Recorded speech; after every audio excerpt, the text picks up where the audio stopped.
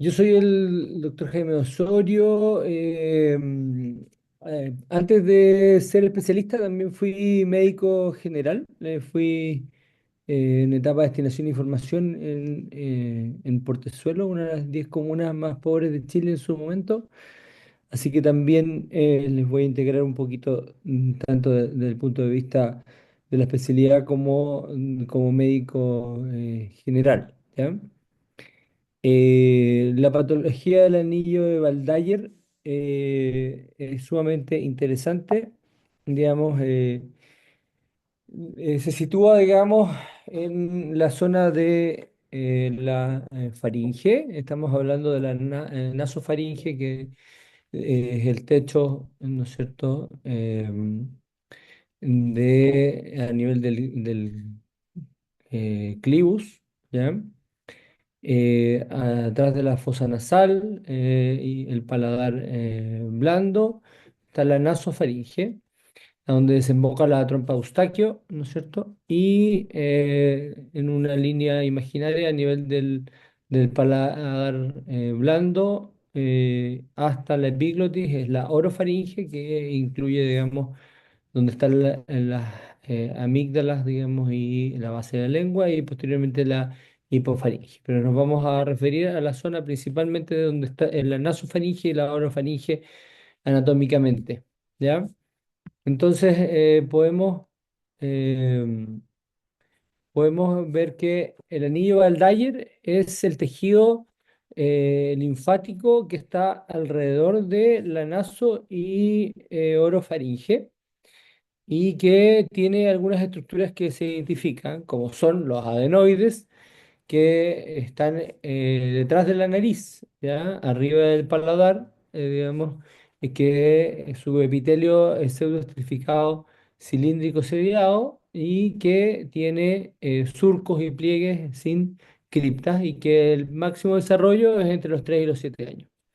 Están las amígdalas palatinas, que es las típicas amígdalas que uno ve cuando uno abre la boca y baja la lengua, digamos, hacia los lados, digamos, en una fosa, digamos, amigdaliana que tiene un epitelio escamoso estratificado, que tiene criptas, es decir, tiene hendiduras que aumentan la superficie, digamos, de contacto con el exterior, tiene una cápsula bien definida y que tiene un crecimiento entre los 3 y los 10 años.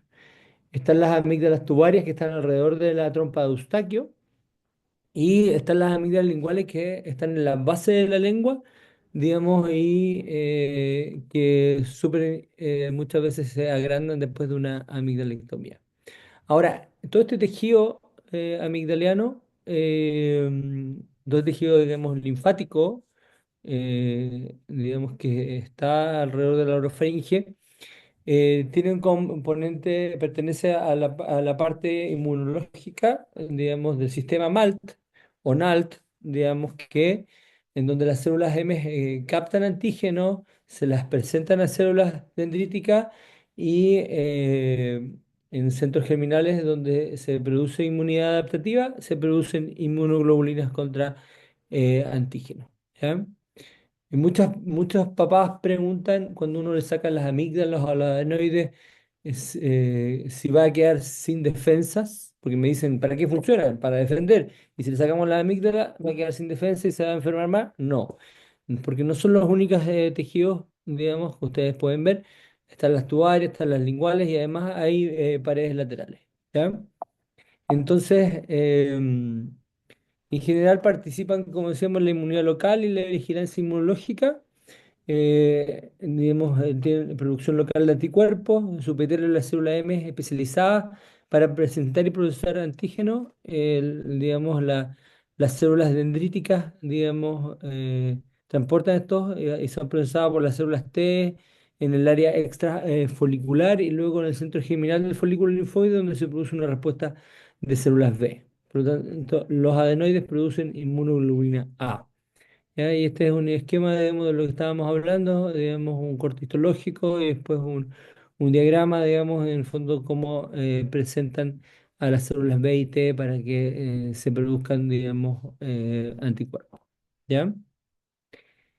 Entonces tenemos las amígdalas palatinas, las perituarias, el adenoide y los cordones laterales y las amígdalas linguales. ¿Ya? Por ejemplo, este es una pieza anatómica de una amigdalectomía y adenoidectomía. Estas de acá y esta de acá esa es la amígdala derecha, esta es la amígdala izquierda y es el adenoide. Si ustedes se dan cuenta, digamos, esta tiene criptas y esta tiene surcos y líneas más que criptas. ¿Ya? Digamos, el adenoide del tamaño de las amígdalas, digamos, de hipertrófico. ¿Qué son los adenoides? Los adenoides son una masa triangular que está localizada en la pared posterior superior del rinofarinx que no posee cápsula. A todo esto, dos cosas. Si quieren, me pueden interrumpir todo lo que quieran, me pueden preguntar, digamos, y al final de la clase va a haber un cajú, ¿ya? Para que preparen sus celulares, digamos, para que contesten la trivia, ¿ya? Está presente al nacer, tiende a aumentar, digamos, digamos, a los 3 años de vida y evoluciona en el adulto. Eh, los pacientes te dicen, muchas veces los adultos te dicen que tengo adenoides, ¿ya? Muchas veces todos tenemos algún resto de tejido adenoide, ¿ya? El punto es si ese adenoide produce algún problema o no. Está en relación directamente con la trompa de Eustaquio, con las fosas nasales y las cavidades perinasales. Está irrigado por las ramas faringe, la carótida externa, la maxilar y la facial y tiene inervación del noveno y décimo par. ¿Qué puede producir patología? Adenoiditis aguda e hipertrofia adenoidea obstructiva. ¿Ya? La adenoiditis aguda se ve principalmente en niños pequeños, se va a producir es un cuadro agudo, digamos, de obstrucción nasal, rinorrea mucopurulenta, descarga posterior, fiebre, mal olor en la boca, litosis, voz nasal. El tratamiento es generalmente bacteriano, se trata con amoxicilina en altas dosis y si es recurrente más de 4 al año, se requiere de adenoidectomía, o sea, sacar el adenoide.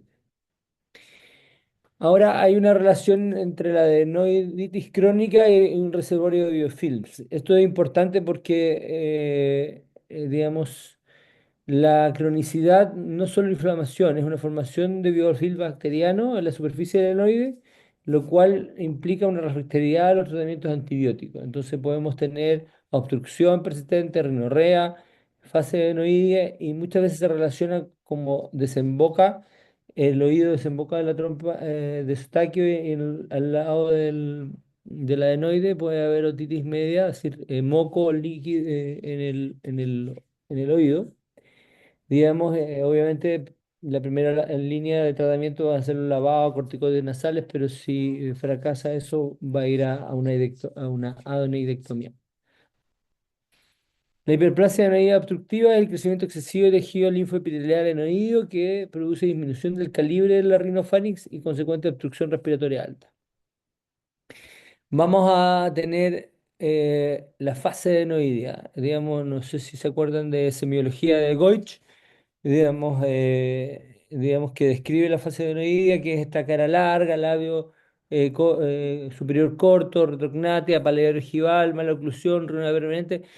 Para llegar a una fase adenoidea tienen que pasar muchos años, digamos, el niño tiene que haber tenido mucho tiempo una respiración bucal, ronquidos con o sin apnea, una voz nasal, rinorrea, y esto puede alterar, digamos, alteraciones conductuales de hiperactividad o somnolencia, incluso mal rendimiento escolar, y obviamente si hay mala oclusión, puede haber una inversión de la oclusión. También se relaciona, como estábamos hablando, con otitis media, con efusión y rhinosinusitis crónica. La hiperplasia adenoidea obstructiva, digamos, tiene diferentes diagnósticos diferenciales: hipertrofia de cornete, atresia de coanas, cuerpo extraño nasal, tumor nasal, rinitis alérgica, mal hábito respiratorio y anomalías dentodentales, ¿ya?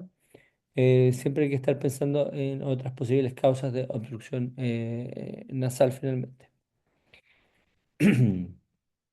¿Cómo evaluamos el adenoide? Lo podemos evaluar a través de una radiografía de Kabun lateral, ¿ya? O a través de una endoscopía. Disculpen, la radiografía de Kabun en general se toma con la boca cerrada, también hay algunas partes que se toman con la boca abierta. Se tira una línea feno-occipital, digamos, y ustedes pueden ver, este es el adenoide, esto negro es la columna de aire y se tira en una línea entre el borde posterior y el paladar duro. Esa es la línea como el máximo de espesor y esta es la línea del adenoide y se saca un porcentaje, un índice, digamos, y se clasifican en menos de 33, entre 34 y 63 y entre 67 y 100 y sobre un 75, 70%, sobre un 70% nosotros decimos que es un adenoide obstructivo. ¿Ya? También podemos, esto ya es como mucho una resonancia, pero para que vean que se ve bien el adenoide en una resonancia, él te está hablando de la boca cerrada y la boca abierta.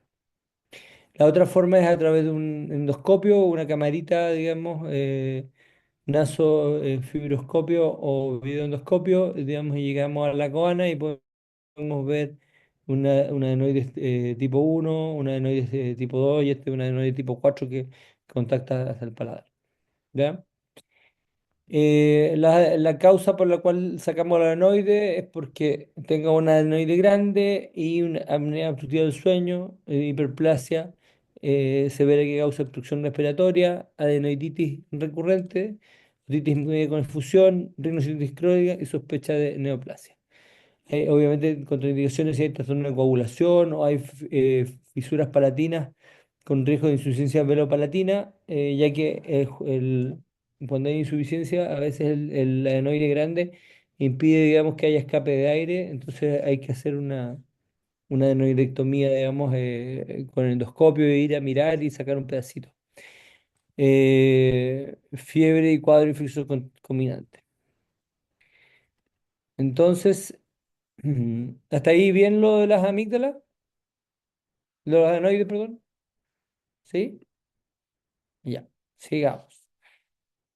Eh, Amígdala. Las masas son masas linfoides o ovoides que están localizadas en las paredes laterales de la orofaringe, adosadas a la fascia del constrictor superior. Digamos, por delante está el pilar anterior, el palato gloso, el posterior, el palato faríngeo.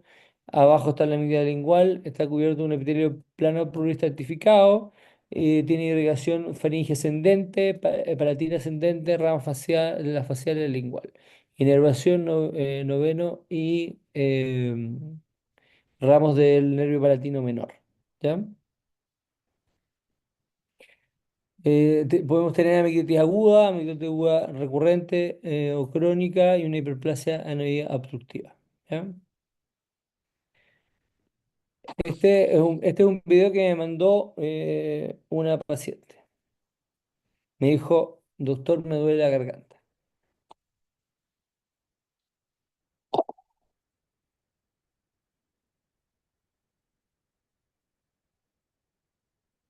Esto lo filmó ella con su propio celular. Entonces, que tenía dolor de garganta, fiebre, digamos, y tiene las amígdalas inflamadas, ¿no es cierto?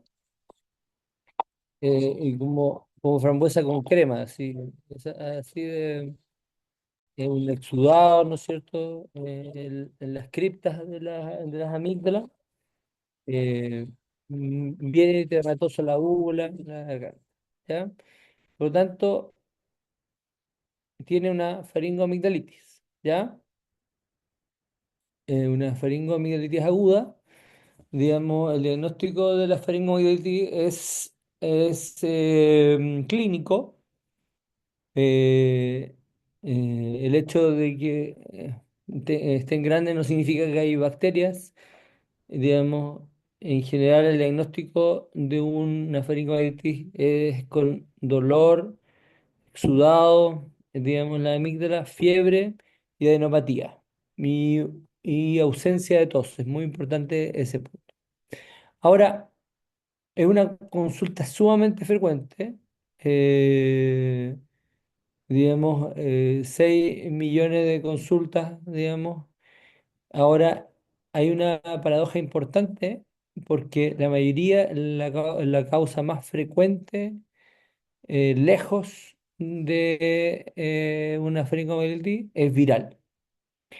Solo un 15 a 30% es por el estreptococo beta hemolítico grupo A, digamos, y el resto, digamos, son las otras bacterias. Pero el 80% de los pacientes que tienen reciben antibióticos.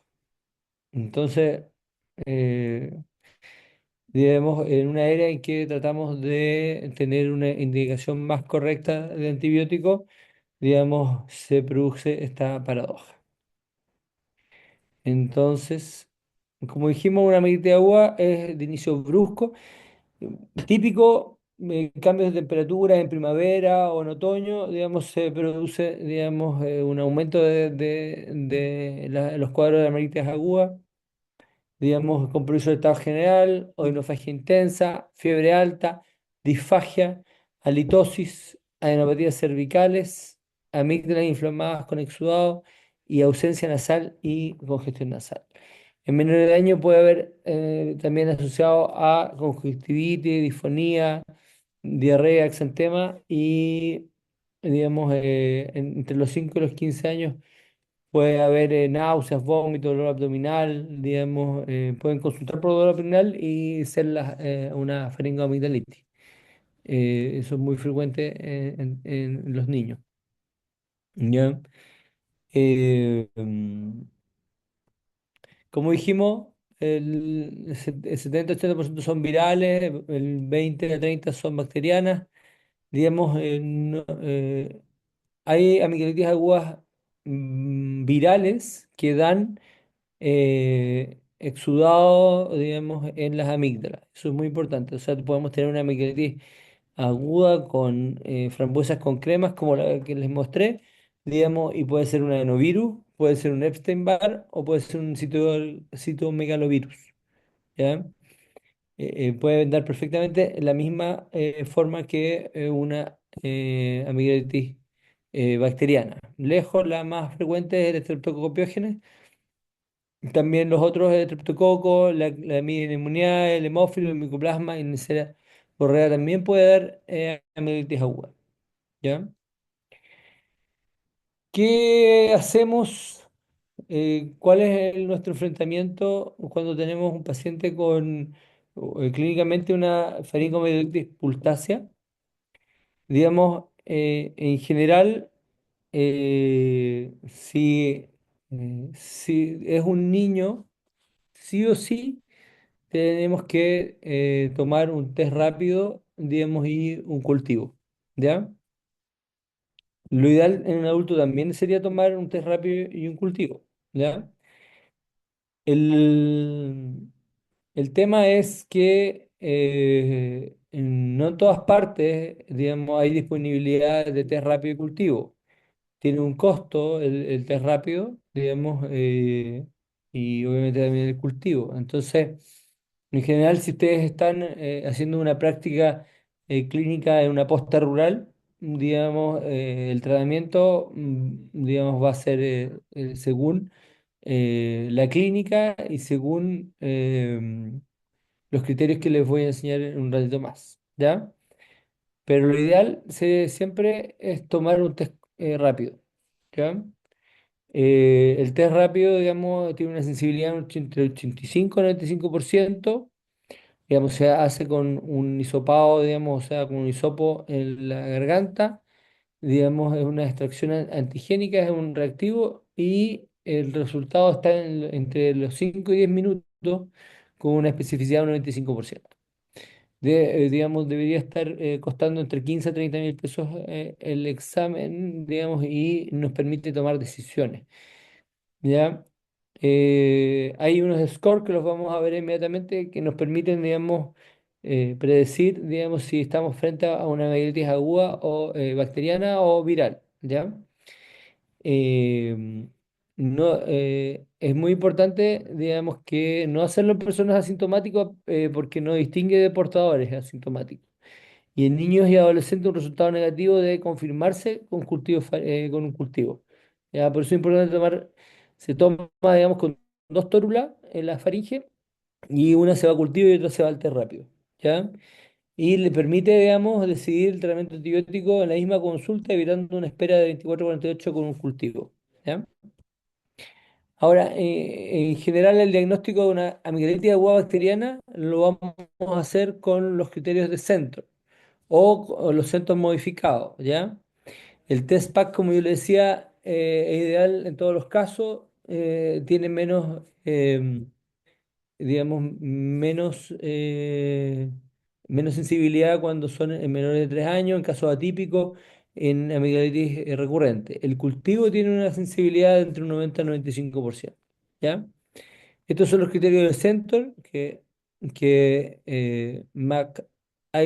Isaac el 2004 los modificó y que, digamos, la ausencia de tos te da un punto, el exudado amigdalino te da otro punto, digamos, y adenopatías cervicales te da otro punto, digamos, la temperatura más de 38 te da otro punto, digamos, y lo modificó por edad, cuando es entre 3 a 15 te da otro punto, entre 15 y 45 no te da puntaje y más de 45 te requita puntaje, ¿ya?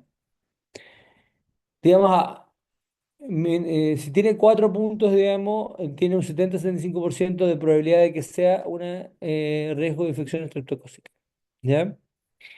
Digamos, y si uno no tiene, digamos, test rápido y tiene, digamos, más de 4 puntos, uno tiene que tratar al paciente, ¿ya? Aquí, digamos, ¿por qué? Porque lo vamos a ver más adelante, porque es muy importante el tratamiento, digamos, no se nos puede pasar una amigdalitis por estreptococo piógeno o beta hemolítico grupo A. Es decir, que aunque cumpla todos los criterios, igual podría ser viral, ¿ya? Es lo mismo que estábamos comentando, digamos, si tiene un score bajo, el riesgo es de menos un 10%, tratamiento sintomático, no test, no antibiótico, observación. Si tiene un score entre 2 a 3, digamos, solicitar, digamos, un test rápido y cultivo. Y un test 4 digamos, tomar, digamos, lo mismo y iniciar el tratamiento antibiótico, ¿ya? Aquí, digamos, es lo que estábamos conversando, un paciente que tiene una sospecha. Digamos, yo como buen médico general, digamos, que no teníamos recursos en una posta o en un consultorio general rural, paciente que llegaba con amigdalitis aguda pultácea se iba de antibiótico, ¿ya? Niño, adulto, lo que sea, ¿ya? Y cuando llegué a Santiago, llegué con una hija de 1 año, digamos, en la beca, digamos, empezó con una faringomielitis con exudado y fiebre, y por lo tanto le di antibiótico. Digamos, vomitó, entonces tuve que ir a la urgencia y obviamente el pediatra me retó porque no le había hecho un test pack y no había descartado que efectivamente era bacteriana, digamos, digamos, así que el test pack sirve para tomar decisiones, sobre todo en niños. Es imprescindible el test pack tomarlo. Ahora, si no, si de todo depende de dónde estemos trabajando. Pero así también, esa misma hija, años después, hizo una faringomielitis pultácea, digamos, y esta vez le tomé el test pack, que salió negativo, con cultivo negativo y seguía con fiebre después de 48 horas, con PCR alta, dosis, y al final terminé dándole igual antibiótico. ¿Ya? Para que vean que los exámenes nos ayudan, nos sirven, pero la clínica, digamos, siempre va a ser importante. Y donde es el contexto clínico. Ahora, la sospecha de, digamos, si tiene obviamente un criterio, digamos, por pauta, por score, digamos, bajo, digamos, es viral, lo manejamos como viral, y si es alto, lo tratamos, digamos, o le pedimos las pruebas, ¿cierto? El objetivo, digamos, es que hay que confirmarlo siempre. Si no se puede, igual se trata. El objetivo, digamos, algo muy importante, digamos, nos preocupamos mucho del antibiótico, pero el paciente viene porque le duele, ¿ya? Y es muy importante dejarle tratamiento para el dolor. Eh, y también se podría dejar corticoides, digamos, en una dosis. Y el objetivo del tratamiento es acortar los síntomas. La verdad es que se acortan, digamos, los síntomas de 5 a 7 días a 16 a 48 horas. ¿Ya? Prevenir las complicaciones, la fiebre reumática principalmente. Digamos, el uso de penicilina benzatina, digamos, en todos los consultorios, en todas las postas de todo Chile, permitió bajar el índice de fiebre reumática. Evitar el contagio, digamos, y erradicar el germen. ¿Por qué? Y el tratamiento antibiótico principal, lejos, por lejos, digamos, porque eh, que tiene evidencia clínica sólida y que teóricamente no tiene resistencia antibiótica al estreptococo beta hemolítico, es la penicilina o la amoxicilina. Y falla, digamos, muchas veces solo porque el paciente no cumple el tratamiento. También hay otras, digamos, teorías por qué puede fallar un tratamiento antibiótico, y generalmente es por presencia de otras bacterias o por internalización celular, digamos, formación de biofilm. Ya el tratamiento, como dijimos, es erradicar, disminuir los síntomas, evitar las complicaciones y el tratamiento, el mejor tratamiento es la penicilina benzatina, digamos, en menores de 27 kilos, 600 unidades en más de 27 kilos, 1.200.000. La penicilina empieza a actuar a las 48 horas y dura, ¿cómo se llama? Dura 28 días. ¿Ya? Ahora, ustedes van a ver cuando hagan su práctica que le ponen 2 millones de sódica más 1.200.000 de penicilina. Eso teóricamente es para que mientras actúa la benzatina, digamos, actúa la sódica. También se puede tratar con antibiótico amoxicilina oral, 50 miligramos por kilo de peso, máximo 1 gramo al día, ya sea 500 cada 12 o una vez al día, digamos. Si es alérgico a la penicilina, se pueden usar micróleos o se puede usar clindamicina, lincomicina, cefalosporina, ¿ya? Usted me decía, pero las cefaloporinas tienen algún grado de relación con la alergia a la penicilina, sí.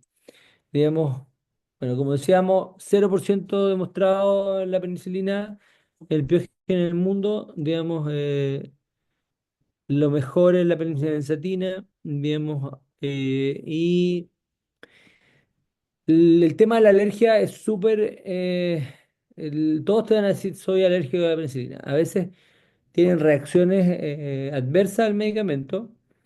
Y a veces son alergias que no son mediadas por IgE, digamos que son solo rash y eventualmente se puede usar cefadroxilo, siempre por 10 días, digamos, la moxi oral y el cefadroxilo.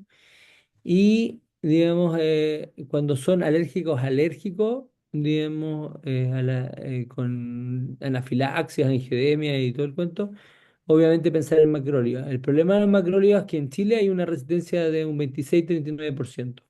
Por lo tanto, es mejor pensar en la clindamicina, en la doxiciclina, en la levo, el moxi, más que ¿cómo se llama? Macróleo.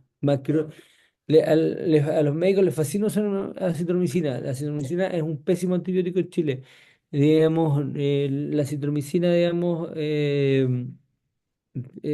la dan porque es una dosis al día y porque la usan por 6 días, pero no es un buen antibiótico para tratar faringoamigdalitis.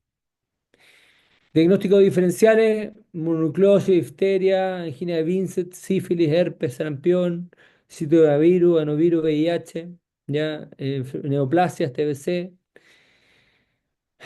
¿Cuáles son las cebras clínicas a las que se parecen, digamos, y que son atípicas y severas? La difteria, digamos, está erradicada en Chile, pero, digamos, tiene una pseudomembrana que se extiende hacia el paladar, digamos, es sumamente peligrosa. La angina de Vincent sí que se asocia a fusobacterias más espiroquetas, digamos, generalmente en pacientes inmunosuprimidos, pacientes que viven en la calle, alcohólicos, con mala higiene, digamos, van a tener mucho dolor y lesiones necróticas. Y las úlceras, que a la faringitis fúngica son muy dolorosas, producen placas blanquecinas y se dan en el contexto de una inmunosupresión generalmente. Los simuladores de virales de faringoamigdalitis, lejos el síndrome mononucleósico, digamos, por virus Epstein-Barr, digamos, en el 90% de los casos, la enfermedad del beso, que generalmente se da en adolescentes, tiene una incubación larga de 4 a 8 semanas, tiene una triada clásica de fiebre, faringitis y enapatías cervicales posteriores. Digamos, paciente con fatiga, es la amigdalitis pultácea que no respondió al tratamiento con antibiótico. Esto puede ser una mononucleosis. También la prima infección por VIH puede dar, digamos, un cuadro igual a una faringoamigdalitis, digamos, y está en el pic, en el máximo pic de replicación viral, digamos, es un cuadro severo, similar, pero sin tanto exudado y con a veces muchas, digamos, úlceras. ¿Ya? También diferenciar de los cuadros faringoamigdalitis recurrentes del síndrome de PFAPA, que es fiebre periódica, afta, faringitis y adenoides. Digamos, una es viral, es como que se trata con corticoides los cuadros de fiebre. ¿Ya? En cambio, las recurrentes, digamos, si cumple los criterios de Paradise, se va a operar. ¿Ya? Es lo mismo que estábamos hablando, faringitis viral generalmente se asocia a tos, a conjuntivitis, digamos, rinorrea, en cambio el estreptococo es fiebre alta, abrupta, sin tos, digamos, la mononucleosis, recuerden, fiebre, faringitis exudativa, enopatías cervicales. ¿Ya? Ojo con, le dan antibiótico y aparece un exantema maculopapular, digamos, y muchas veces los pacientes que tienen mononucleosis, digamos, le dan amoxicilina y hacen este rash no por el antibiótico, sino por la enfermedad, digamos, de la mononucleosis. La mononucleosis tiene el problema de que puede producir ruptura esplénica y mortalidad entre el 0,1 a 0,5%, hasta 3 a 4 semanas después de la infección. ¿Ya? Por lo tanto, hay que tener ojo con eso. Em, por ejemplo, esto, eh, alguien podría decir que es, yo les puedo contar que es una lesión indolora, digamos, y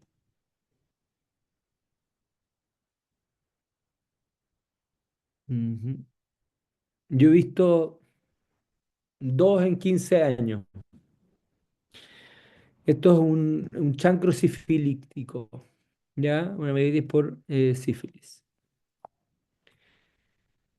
Esto nunca lo he visto. Tenía una técnico paramédico que trabajaba en Portezuelo que la había visto, que es la difteria, que es una membrana, una pseudomembrana que se extiende hacia el paladar. Esto, ya vemos conjuntivitis, exantema, esto es un sarampión. Esto es una mononucleosis. Esto es una angina de Vincent. Esto es una cándida y esto es un carcinoma escamoso de amígdala. Recordar que la mononucleosis podemos pedir la reacción de Paul Werner, los anticuerpos heterófilos, pero el diagnóstico definitivo se hace con anticuerpos de cápsida viral, digamos IG y IgM. Tienen que estar los dos presentes para decir que es una infección aguda por Epstein-Barr. Diagnóstico diferencial, este diagrama es muy interesante y les va a servir mucho para su vida, digamos, práctica clínica. Pseudomembrana, pensar en difteria y mononucleosis. Una úlcera necrótica, si es unilateral, digamos, y si es, ¿cómo se llama? Indurada, sífilis o cáncer, si es blanda, una angina de Vincent. Si es bilateral, podría ser un problema de granulocitosis, digamos, un problema a nivel hematológico. Si es vesiculosa, digamos, depende de dónde esté, puede, pilar, velo, una herpargina, faringe, cavidad bucal, un herpes unilateral, un zóster. ¿Ya? Entonces aquí lo mismo que estábamos conversando, digamos, que si, cuáles son las claves clínicas, digamos, en caso de cada uno de los diagnósticos diferenciales. Por ejemplo, tengo un paciente que me llegó hace 2 semanas, digamos, le diagnosticaron una faringoamigdalitis purtácea, le pincharon con benzatina y el paciente siguió con lesiones. Ustedes se dan cuenta que tienen el pilar, en la amígdala, en el paladar.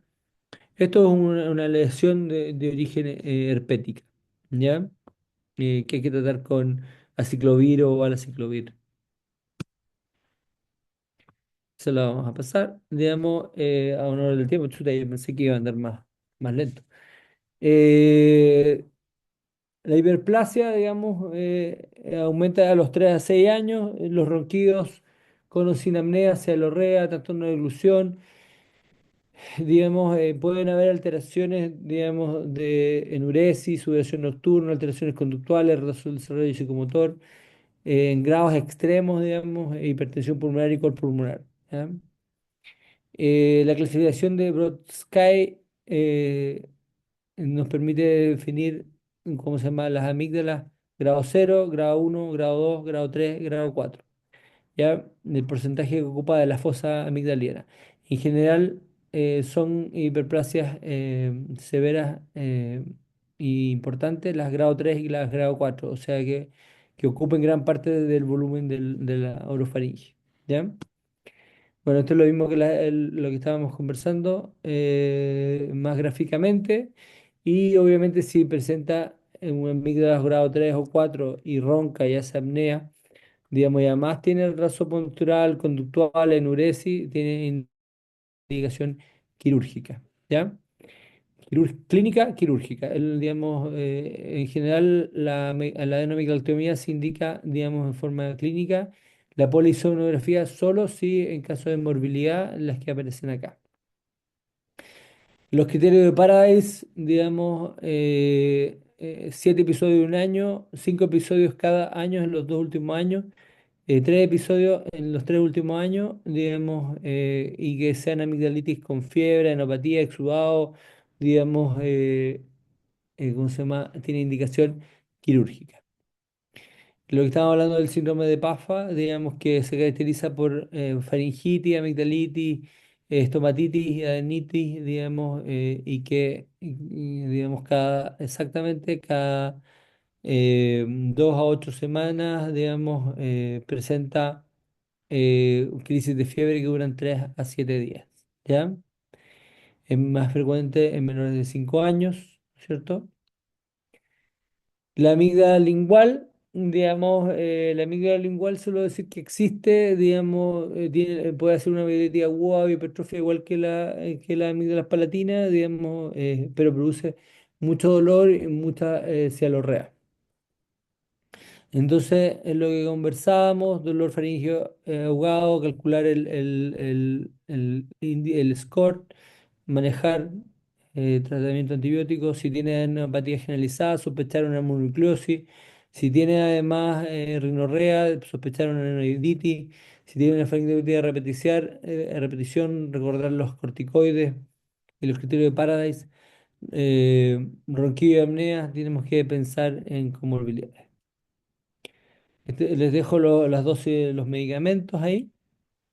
Las indicaciones quirúrgicas, lo que estábamos conversando, solo agregar si es sospecha de cáncer o amigdalitis hemorrágica o si ha tenido abscesos periamigdalianos. Ya, indicaciones relativas, digamos, otro tipo de enfermedades. Esto es muy importante. Miren, este es el lecho amigdaliano después de una amigdalectomía. Si ustedes nunca han visto un lecho amigdaliano por amigdalectomía, van a decir, oh, esto tiene una amigdalitis aguda. Esa es la fibrina, ¿ya? Esto es un cierre por segunda intención, por lo tanto se genera una costra y la costra se macera y queda blanca, ¿ya? Y eso mismo al mes está cicatrizado de esa forma, ¿ya? Estas son las complicaciones de una amigdalectomía, ¿ya? Que la más importante de lejos es la hemorragia post-amigdalectomía. Entonces, los diagnósticos clave es que es de predominio, el diagnóstico de faringomielitis es de predominio clínico, apoyado por predictores. La anticoterapia se reserva para un eh, estreptococo beta hemolítico grupo A confirmado o con alta sospecha. Sospechar mononucleosis con adenopatía. El SAOS pediátrico exige algo estructurado antes de operar. Los criterios de frecuencia de aplicarse rigurosamente antes de indicar cirugía. Y el PAFA y la hipertrofia amigdala igual son diagnósticos diferenciales, obviamente no olvidar. Ahí están las referencias. Ahí está mi Instagram si quieren seguir mi cuenta. Ahora vamos a hacer, ¿están todos atentos para hacer el cajú?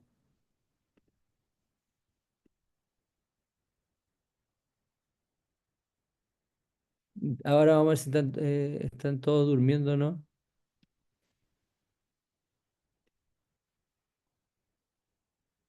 Ahí está el código para que puedan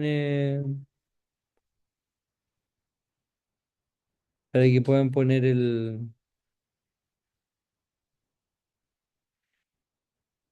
no, ahí entró uno. Tenemos un solo participante.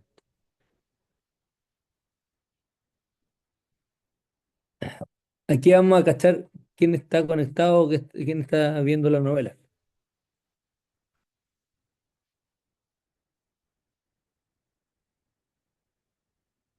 Vamos a esperar un poquito más, porque ¿son cuántos? Ah, el chat dice, ¿qué dice el chat?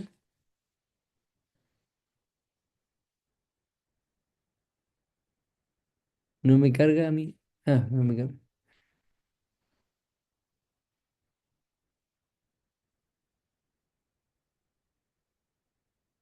Tenemos espacio para 50 personas, así que, y son 37.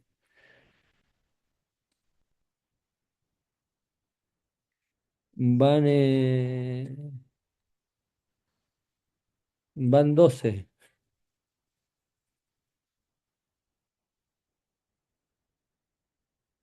Bueno,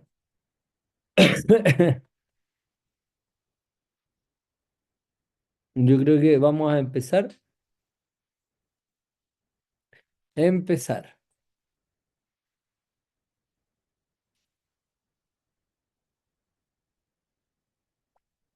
Ah, no, este no es. Perdón, me equivoqué de Cajú, espérenme. Eh, Ay, ¿qué hice?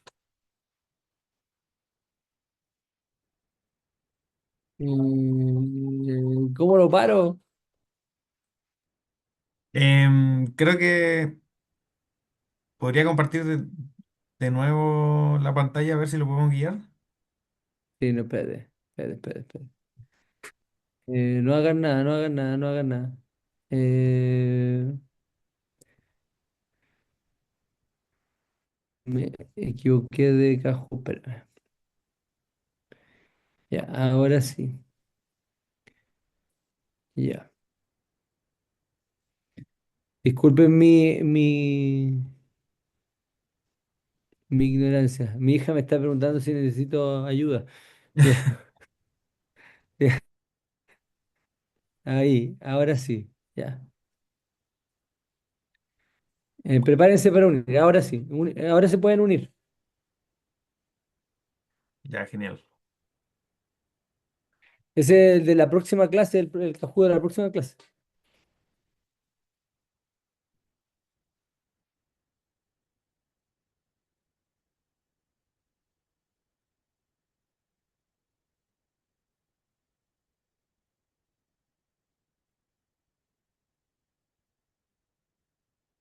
Ya, ahora sí, nos fuimos.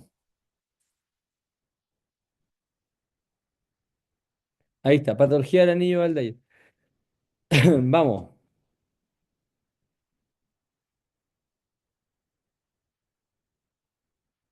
¿cuál es la causa más frecuente?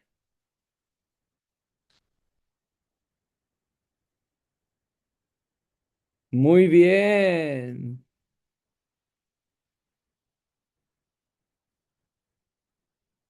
¿Tengo que hacer algo? Sí. Siguiente. Emilio va ganando. Siguiente.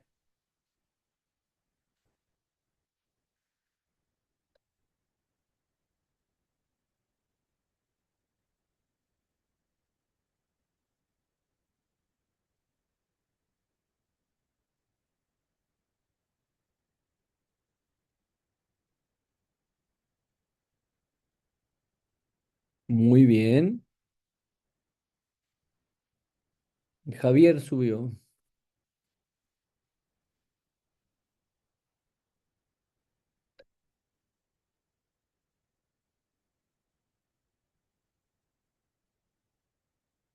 Ese está más difícil. Siempre los porcentajes son difíciles.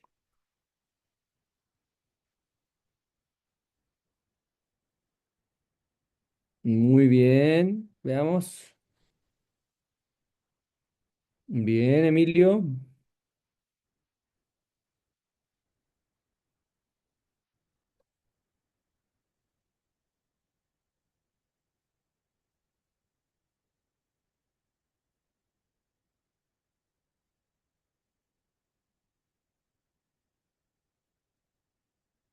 Excelente. Muy bien.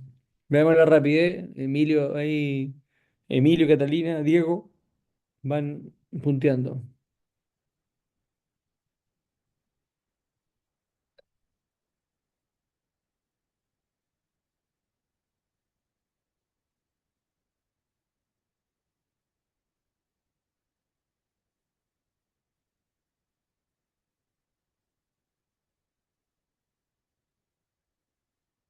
Bien, tuvo más complejidad, más complejidad. El Diego pasó a la. ¿Cuál es la teoría clásica de la mononucleosis infecciosa?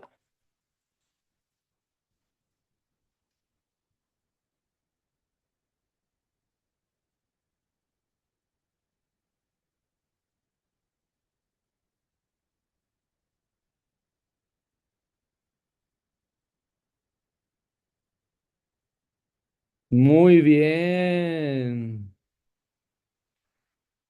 Dominique pasó a la delantera.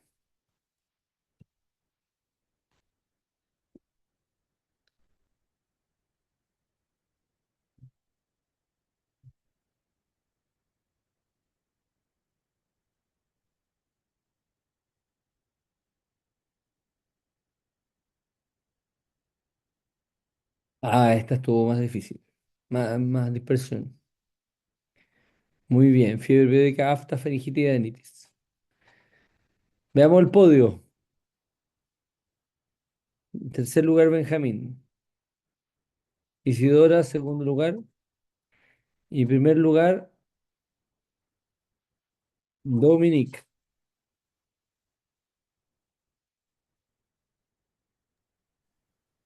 Muy bien. Para ser la primera vez que hago esto, salió bien. No, súper bien. Primer doctor que se motiva con un Kahoot. Pues, ya, ¿vamos al tiro con la otra clase o quieren descansar? ¿Qué dice el público?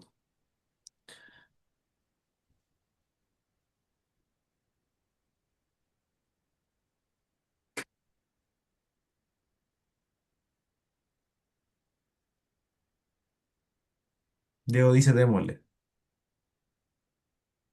Esperamos a alguien más que se pronuncie, o si no, si nadie se opone, para aprovechar el... Hacemos el cajú de la otra al tiro. Sí, claro. Mira, lo bueno. lo bueno es que por lo menos los conceptos más importantes los adquirieron o los tenían, puede haber sido, digamos, de la clase. ¿Alguna Bueno, como otra bien consulta sí, que, dígame. o sea, alguna consulta del chat eh, antes de empezar la otra clase? Al parecer no tenemos. Ya, démosle más entonces, ¿te parece? Sí, démosle nomás.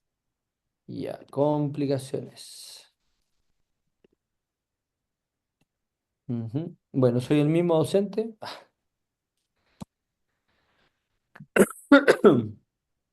A todo esto, si se dieron cuenta, las presentaciones las hice con Cloud y con Notebook LM y también mis presentaciones previas.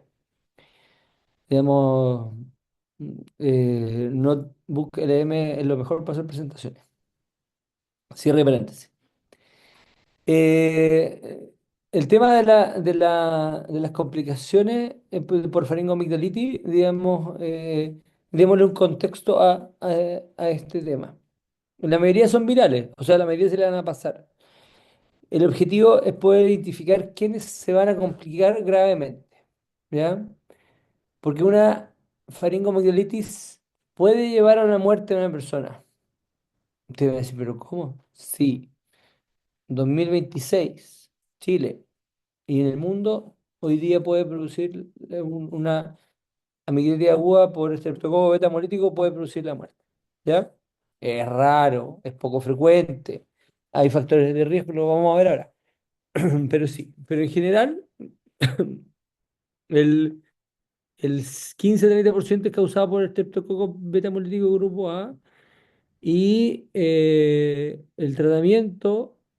En un 70-80% se reduce la incidencia de fiebre reumática aguda al tratar oportunamente por estreptococo. ¿Ya? Tenemos dos formas de complicaciones, las vías directas supurativas o las vías inmunomediadas o no supurativas. ¿Ya? La supurativa es por extensión local, por invasión hacia espacios profundos, perimetrianos, retro y parafaringio o sistema venoso yugular. Y el otro es por gatillado por un mimetismo molecular o depósitos de inmunocomplejo tras la infección de una estreptococo piógeno, que son la enfermedad reumática, el glomerulonephritis y el PANDAS. ¿Ya? ¿Cuáles son los signos del arma, digamos, primero venía esta. Entonces las complicaciones van a ser supurativas, el absceso flecmón perimedialino, el absceso retrofaringio, el absceso o flecmón parafaringio, la enitis, síndrome de Liermier y la metástasis necrosante descendente. ¿Ya? Y las no supuradas, la fibra reumática, la glomerulonefritis postestreptocócica, la escarlatina, el síndrome de shock tóxico y el PANDAS. ¿Ya?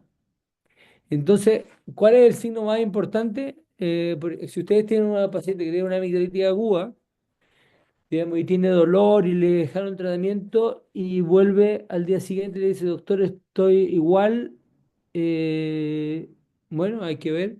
Pero si te dice, estoy igual y no puedo abrir la boca, eso quiere decir que la infección traspasó, digamos, al músculo constrictor de la faringe y está inflamando los músculos pterigoideos. Los pterigoideos son los que permiten abrir la boca, junto con el massétero, pero el pterigoideo es por dentro. ¿Ya? Entonces, digamos, si uno tiene trismus, eso es un indicador de que está complicada la amigdalitis aguda. ¿Ya? Además, va a tener una papa caliente, obviamente estridor también es un signo de alarma. Si además no puede tragar y está botando saliva, digamos, y tiene un dolor muy hacia un lado, si tiene, si no, si está de lado y no puede mover el cuello, digamos, y como se llama, tiene una masa cervical, obviamente se está complicando, y signos de sepsis, exoftalmo, fiebre a pesar del antibiótico. Esta es la diapositiva que es más importante. Si ustedes se aprenden esto y lo tienen en mente cuando ven una faringoamigdalitis, ya tienen listo todo lo supurado.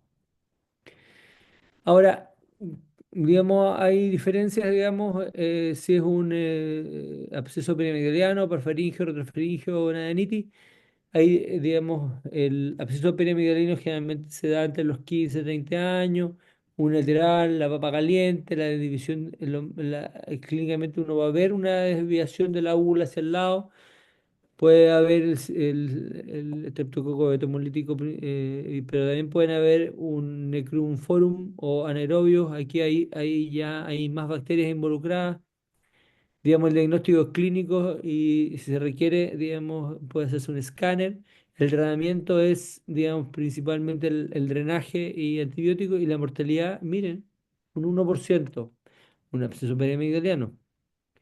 Absceso parafaringio, es decir, que se mete, traspasa el constrictor y se mete en el espacio parafaringio. Recuerden que el espacio parafaringio tiene un espacio retroestiloideo y postestiloideo. Ya el preestiloideo, digamos, es donde está el lóbulo profundo de la parótida y el postestiloideo donde están los grandes vasos. Ya, y pasa el vago, la carótida y la yugular. ¿Ya? También en general se da principalmente más en adultos y tiene una mortalidad de 1,5%. El retrofaringio es más frecuente en niños, digamos, y va a producir rigidez y puede haber un estáfilo metido entre medio. Digamos, el diagnóstico es por TAC con contraste, antibiótico, drenaje y una mortalidad de 1 o 2%.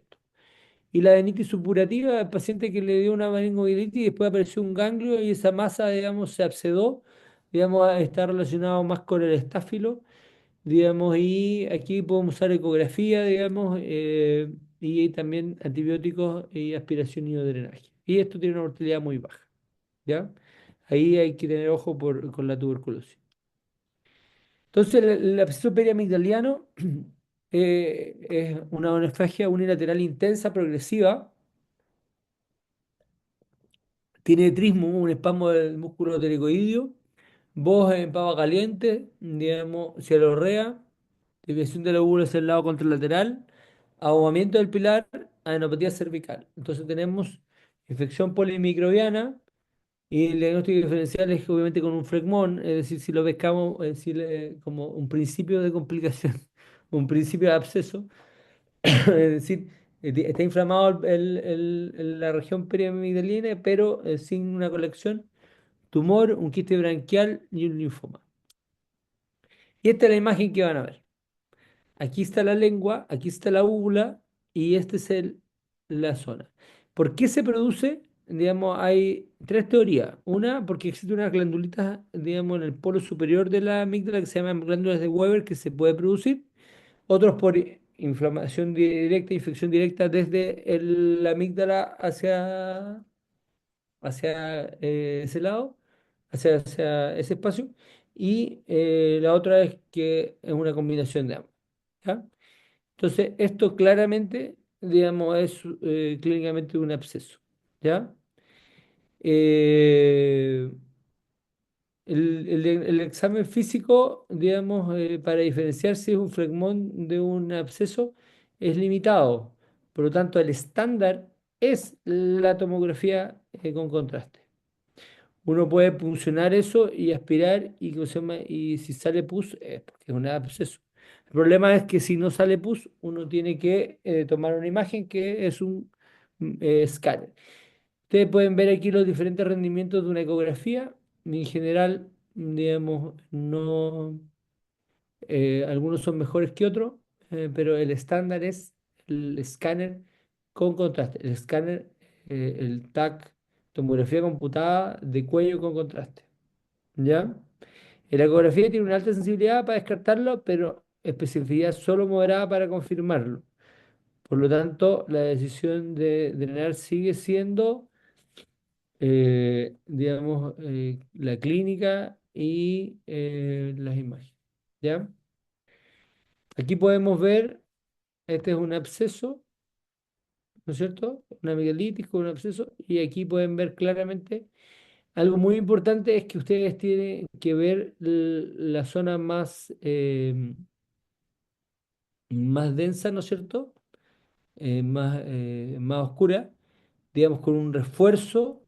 alrededor, digamos, de esa colección, ¿ya? Porque muchas veces si no hay refuerzo es porque solo el flegmón, ¿ya? El tratamiento, ustedes pueden pulsionar y aspirar y confirmar. En algunos lugares, digamos, pueden aspirar, digamos, repetidamente, pero en general el gol estándar es hacer una incisión, meter una Kelly y que salga la pus, ¿ya? También en algunos casos seleccionados se puede hacer amigdalectomía en caliente, es decir, sacar las amígdalas junto con el drenaje del absceso, ¿ya? Y uno drena, y posteriormente deja antibiótico, digamos, amoxicilina con ácido clavulánico principalmente, digamos, por 10 a 14 días, vía endovenosa si es necesario, digamos, ampicilina sulfactán o alérgicos a la penicilina, la clindamicina. ¿Ya? Por lo tanto, son opciones. Pero en general, absceso, donde, como decía Hipócrates, donde hay pus hay que drenar. ¿Ya? Digamos, el tratamiento médico del absceso periamigdalino existe, pero está reservado solo para abscesos muy pequeños, iniciales, que comprometen solo un poco de volumen. Entonces, ¿cuál es la progresión? Digamos, podemos tener un proceso periamigdalino. Podemos tener un retrofaringio, digamos, que se da principalmente en niños, un parafaringio en adultos que vamos a tener aumento de volumen y podemos llegar a la mediastinitis por el espacio, los espacios profundos del cuello y por el espacio que se llama peligroso. Digamos, el cuello tiene varias fascias, superficial, profundas, digamos, y hay varios espacios que están comunicados todos estos entre sí, digamos, la infección puede viajar hasta el mediastino. Como decía, los abscesos retrofaringos principalmente se dan en niños, va a haber fiebre, rigidez, hiperextensión del cuello y la tasa de complicaciones es mayor en los menores de 12 años, por lo tanto, se requiere de mayor manejo quirúrgico. Ya hay que sospecharlo en los niños. El parafaringio principalmente es más en los adultos, digamos, y vamos a tener una tumefacción, ¿ya? El ángulo mandibular. Recuerden que el diagnóstico es el TAC de cuello con contraste, porque tampoco la ecografía está disponible en todas partes, digamos, hay que tener algún grado ¿cómo se llama?, de especialización para poder hacerlo. Cada vez hay más escáner, hay más ecografía en las urgencias, en las UCI, pero hay que hacer un escáner con contraste, ¿ya? Estándar de referencia diagnóstico y seguimiento, diferencia el flegmón del absceso, evalúa la extensión del mediastino y compromiso vascular, que es el síndrome de Lemierre. Y también guía para la decisión quirúrgica. Aquí podemos ver, ¿se ve o no?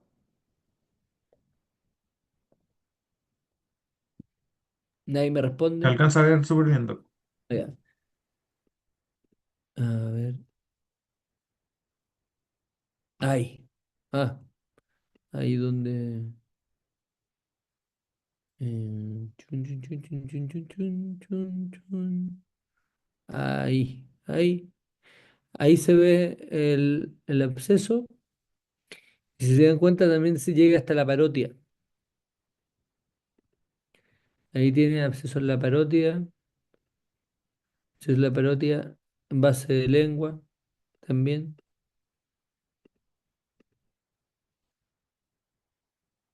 Y el parafaringio llega hasta el lioide, justo hasta el lioide. ¿Ya? Y también, digamos, tenemos que ver siempre el mediastino y ver que no esté inflamado el mediastino a través de la fascia profunda. ¿Ya?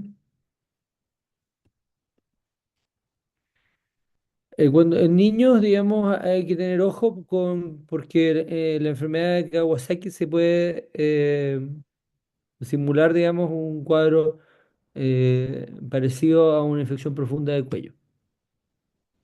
Las infecciones profundas del cuello ¿Cirugía o manejo clínico como médico?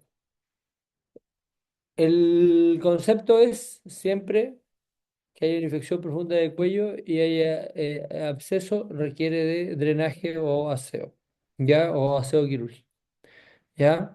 En algunos casos seleccionados se puede hacer manejo solamente médico, pero todo, digamos, toda infección grave requiere de un debridamiento y un manejo, ¿ya? Hospitalización, antibiótico endovenoso y manejo. Predictores de complicación, edad avanzada, PCR elevada, con multiespacio y disfagia al ingreso. ¿Ya? ¿Alguien ha oído hablar de la alerta epidemiológica del año 2024 de el estreptococo piógeno invasor?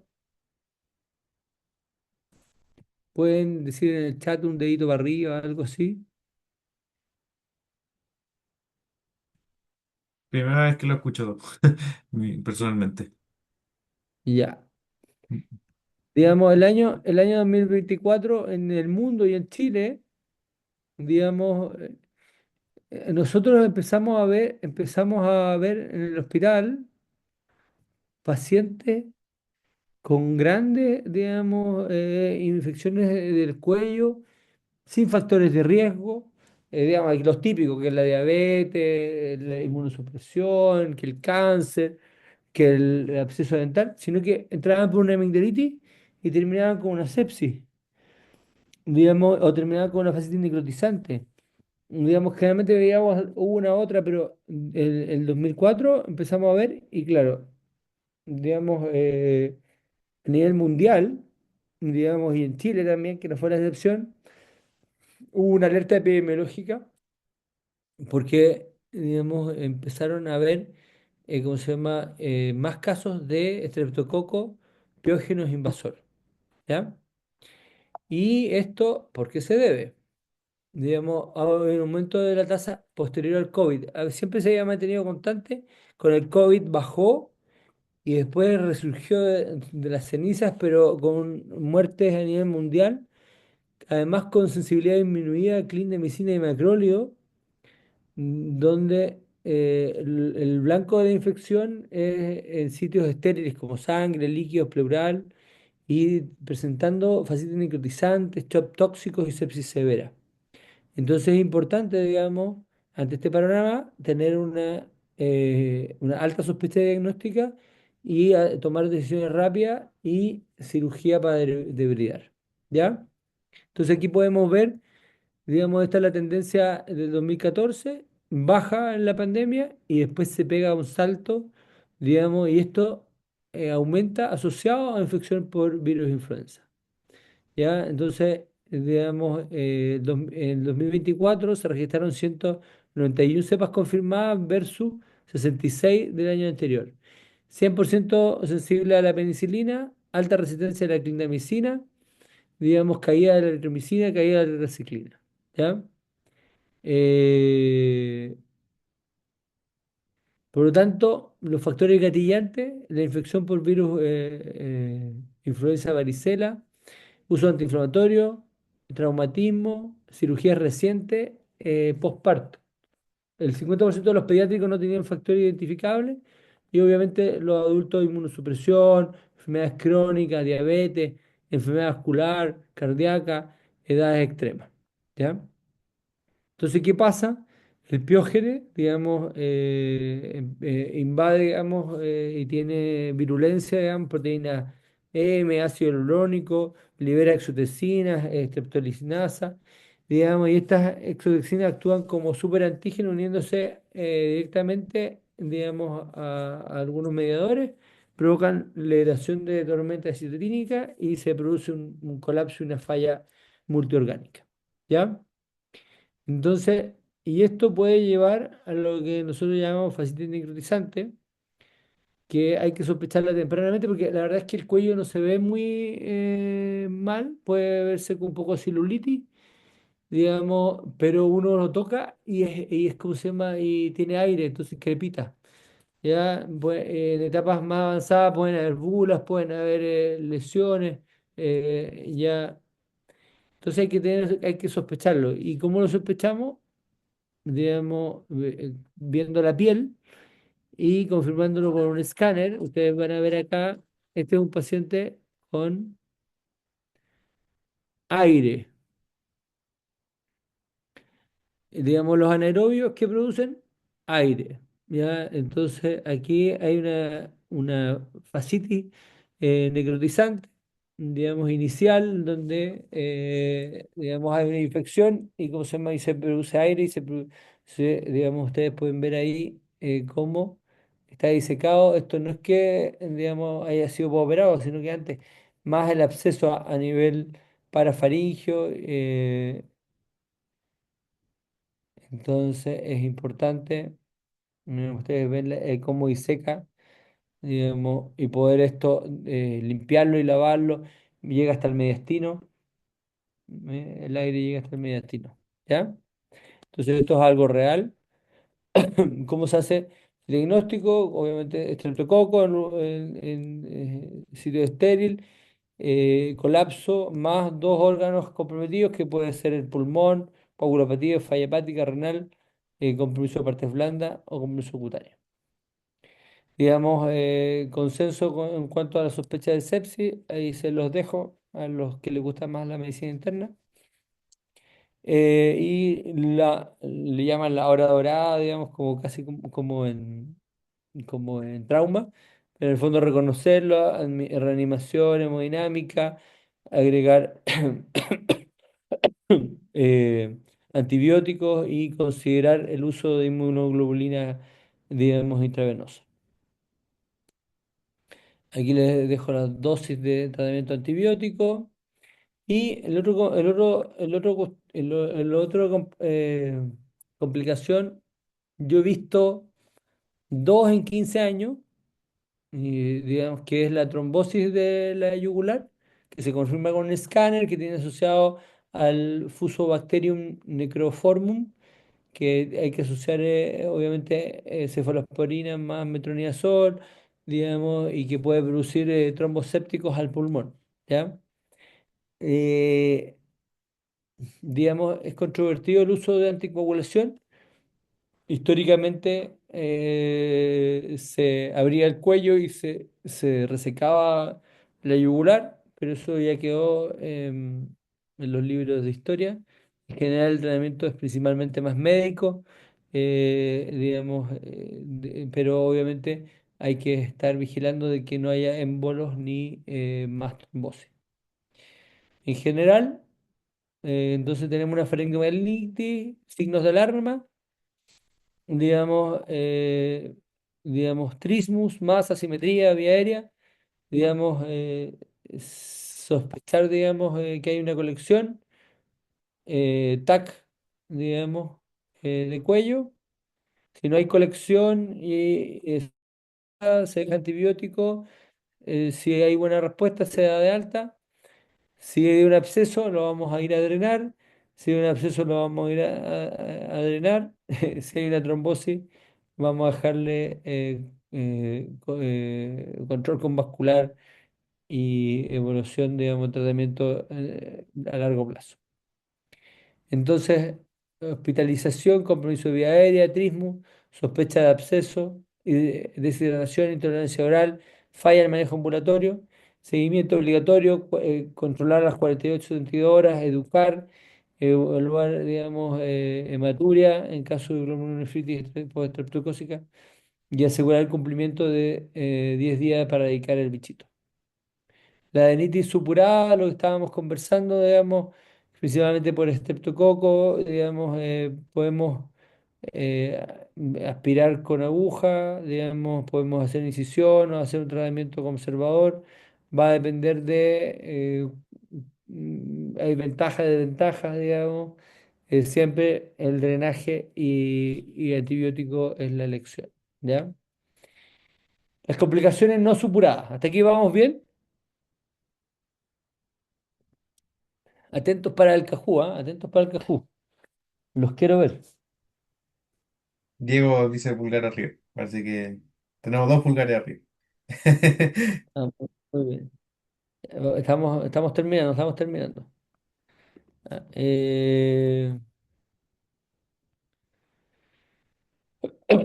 disculpen. Digamos, infección iniciada por estreptococcus biógeno, 1 o 2 semanas. Podemos tener, ¿cómo se llama? Un síndrome nefrítico bajo, complemento bajo transitorio y lo que hay que hacer es hidratación, digamos, por una glomerulonefritis post-estreptocócica. A las 2 a 4 semanas podemos tener una fiebre reumática. Cuando yo llegué, cuando yo llegué a la posta rural, tenía pacientes que eh, tenían que inyectarse todos los meses penicilina benzatina porque tenían enfermedad reumática. Digamos, lo que ataca principalmente el estreptococo son las válvulas cardíacas.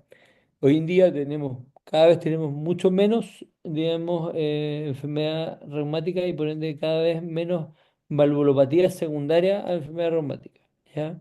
Ya que si se trata antes de 9 días, se reduce un 70-80% la probabilidad de enfermedad reumática.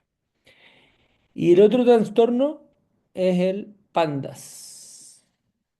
El PANDAS, digamos que así como, bueno, si ataca el riñón, glomerulonefrítica, si ataca el corazón, si ataca el cerebro, se puede producir un trastorno obsesivo compulsivo producido por una enfermedad por estreptococo en vez de hemolítico. Yo en 15 años he visto uno, he operado un pandas, ¿ya? Que lo mandó el inmunólogo, me mandó a operar a un paciente que tenía un trastorno obsesivo compulsivo, que tenía historia de estreptococo, que, ¿cómo se llama? Que tenía estreptolicina alta. Le saqué, imagínense operar a un paciente neuropsiquiátrico, el postoperado fue más o menos intenso, digamos, y la verdad es que perdí el seguimiento, no sé si realmente se le pasó, digamos, su trastorno neuropsiquiátrico, pero hay comunidades de panda, digamos, en Facebook y en diferentes partes.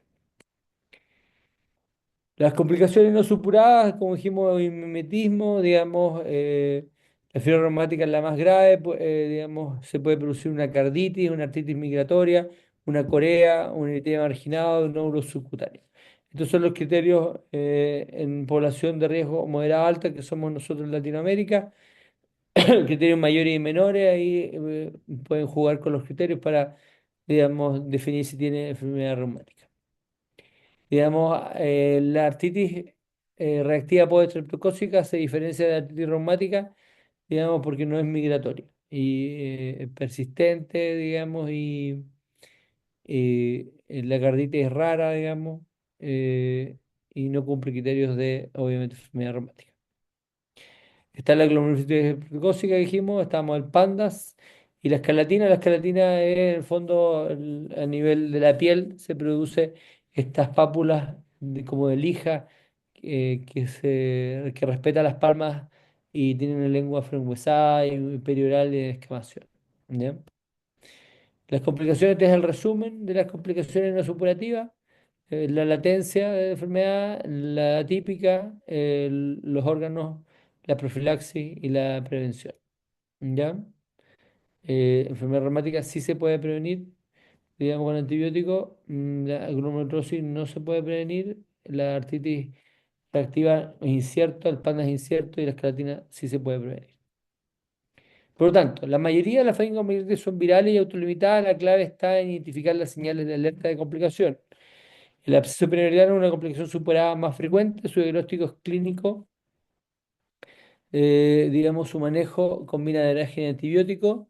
En lactantes con infección profunda, sospechar siempre enfermedad de Kawasaki si hay mala respuesta a antibiótico.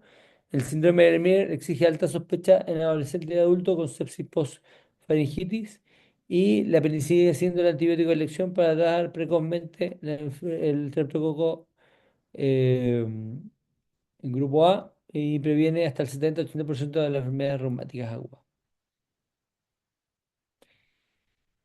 Eso. Vamos al Cajú. Vamos al Cajú. Están muy motivados por ir al Cajún.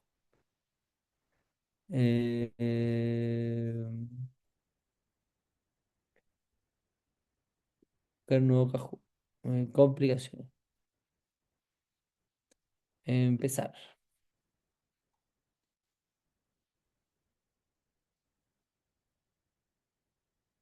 Mm. Dominique fue la campeona la vez anterior, po. El Benjamín anduvo bien, parece. El Diego también.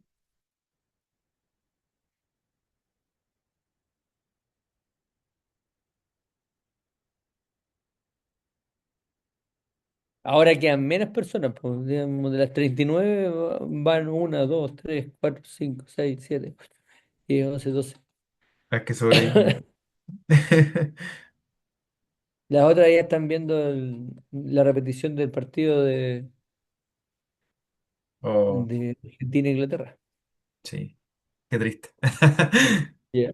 Vamos a empezar. Démosle, nomás. Los valientes.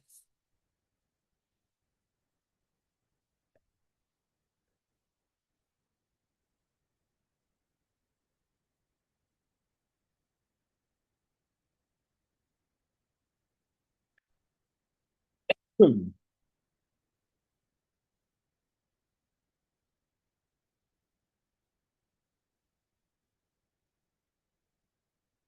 Muy bien, muy bien.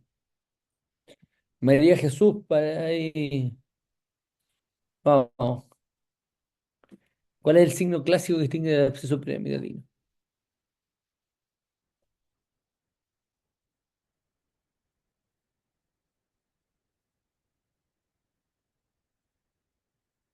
Hay alguien que está dudando. Tenemos 10 respuestas. 11.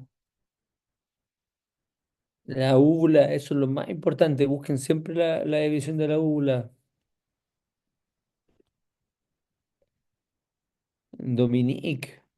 Seca la Dominique.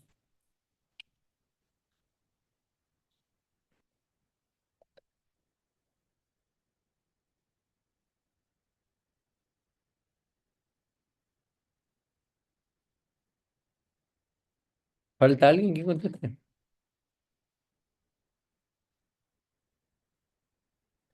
Drenaje a punción. Excelente. Dominique. Ahí tenemos 10 puntos de diferencia con la María de Jesús, así que vamos, vamos que se puede.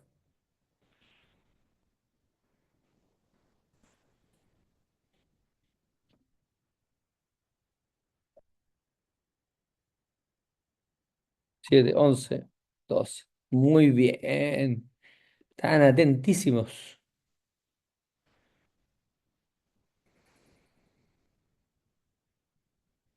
Siguiente. María de Jesús pasó adelante. Mira. ¿Cuál es el mecanismo fisiológico de una fiebre reumática aguda? Esta vez estaba más difícil.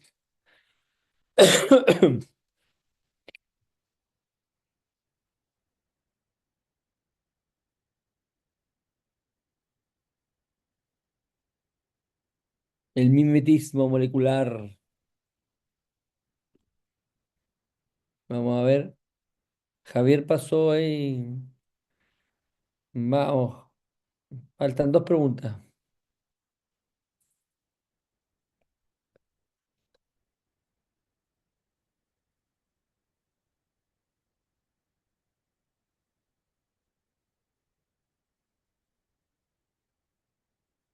Muy bien, muy bien. Ahora Dominique pasó adelante.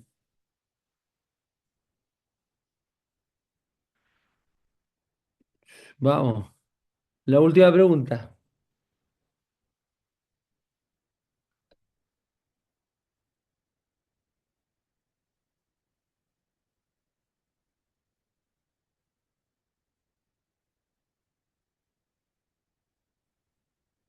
Muy bien. Excelente. Veamos a ver. Tercer lugar, María. Javier.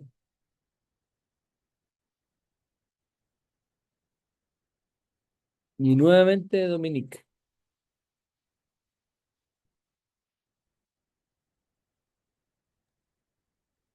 Muy GSK. bien. Eso. No sé si tienen alguna duda, pregunta.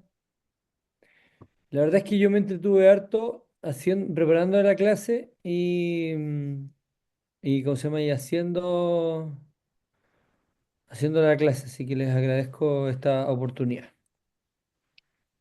Muchas gracias a usted, doctor, por su clase. Estuvo bien entretenida.